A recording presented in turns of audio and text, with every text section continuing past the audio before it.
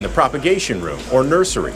Then they move on to the spring room. This is where light is adjusted to keep the plants from flowering. They're also sorted, either kept as mother plants or moved on to the main greenhouse, where the buds are encouraged to grow. Each plant will stay here for several weeks. However, plants go in and out of this greenhouse every day. Constantly harvesting, and then we're bringing new ones from vegetative to flower.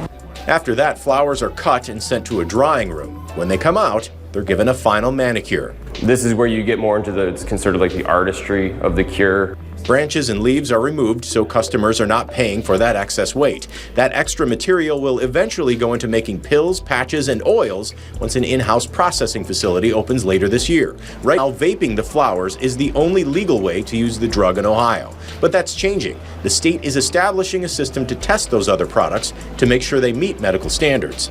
These different phases of the process of growth stages and cultivation can get pretty technical, but the employees here are constantly reiterating they are focused on the overall mission.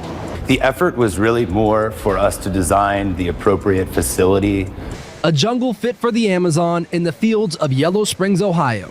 Cannabis plants growing tall, all types, strands, and variants to supply more than 250,000 Ohioans following doctor's orders. As I was graduating, the medical program in Ohio was getting started, and I just really wanted to dive in and see what I could do to help provide medicine for patients in Ohio. Cresco Labs has one of 37 medical marijuana control program cultivation licenses in Ohio. They can grow up to 25,000 square feet just as a starting point. Little tiny sugary looking things right there are trichomes. Rachel Fay, the director of cultivation at this facility, says from start to finish, they believe in near surgical cleanliness, even suiting me up to protect the process. Everything inside of this room is a future mother plant. You know, I think a lot of people have preconceived notions about it, but then they come into a place like this and it looks a lot like a farm, or, you know, like you said, we look very medical right now. It's, you know, it's very pharmaceutical what we're doing here. So.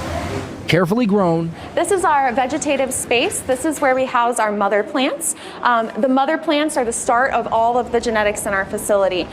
Carefully transferred. Each plant is given a precise amount of light for months, clipped at full bloom, sent to labs to extract the THC oils, and eventually into the kitchens. It's not something that you're just getting off the street. It's something that's produced in a kitchen. There's formulation to it, and then it goes out for testing so you know exactly what is in it. Michael Mount moved from the dairy industry into cannabis. Now he oversees the kitchen, from the mixing to pouring, all the way to packaging. For regulation purposes, this is very important. Also, it indicates to the patients that this is an infused piece of candy. While cultivation labs across Ohio are growing the green, these businesses and the state are making it. In the first 6 months of the medical marijuana program in 2019, sales topped $14.5 million.